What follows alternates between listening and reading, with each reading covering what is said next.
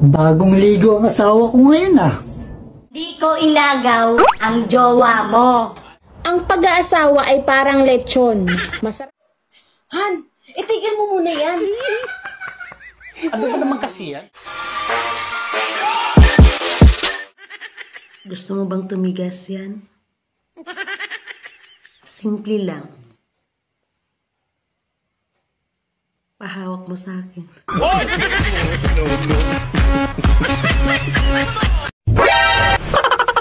Wow!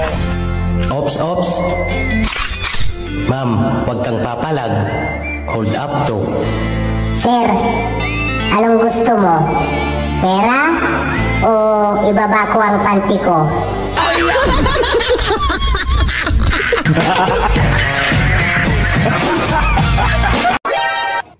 Basta gwapo daw, bobo sa English. Kaya nga nagtatagalog lang ako eh.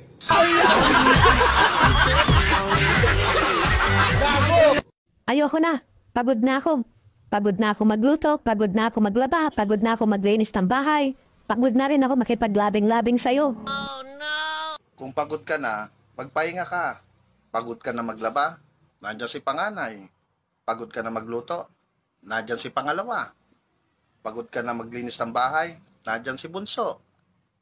Pagod ka na makipaglabing-labing, nandyan si kumare. Bagong ligo ang asawa ko ngayon ah. Naku babe, hindi ako pwede ngayon. May appointment ako bukas sa ubi ko.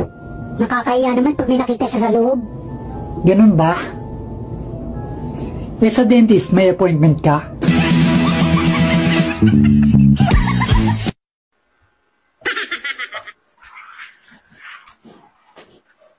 Han, itigil mo muna yan. Ano ba naman kasi yan? Nag-exercise yung tao eh. Itigil mo muna kasi yan. Maraming libre sa barangay ngayon. May pila nga doon, no? Kaso lalaki lang pwede. Kaya inilista na kita doon. Bihira naman, no? Ngayon nga lang ako nag-exercise, maisturbo pa. Bilisan mo kasi. Para ikaw ang maunang may salang at matapos agad. Oh, sige.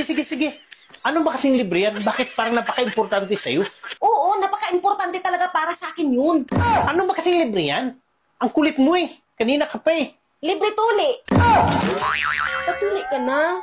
Mawa ka naman.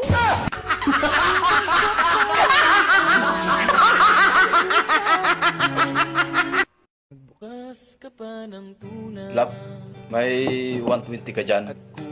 Si kawawa naman yung matanda doon. Kanina pa nagpipinta, walang bumibili. Bakit? Ano bang tinitinda niya? Red Doors.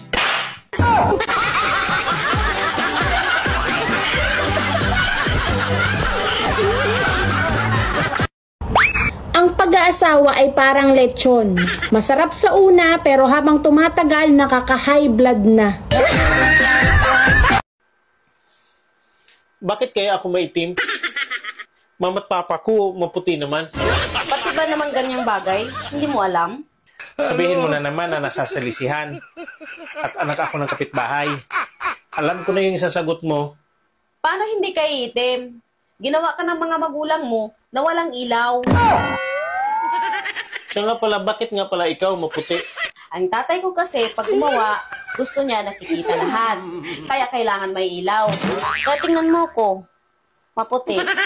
Ganun ba?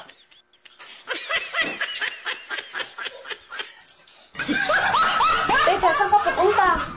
Pupuntahan ko yung best friend mo. Bakit? Ano gagawin mo doon? Uulitin lang namin yung ginawa namin kanina. Wala kasing ilaw yun eh. Baka kasi mabuntis eh. Itim yung magiging kalabasan ng anak namin.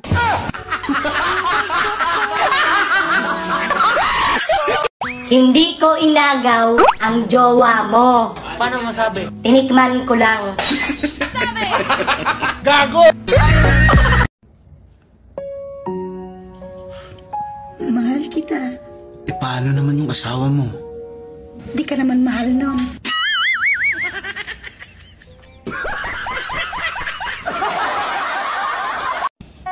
Sana kahit isang araw lang maging gwapo ako.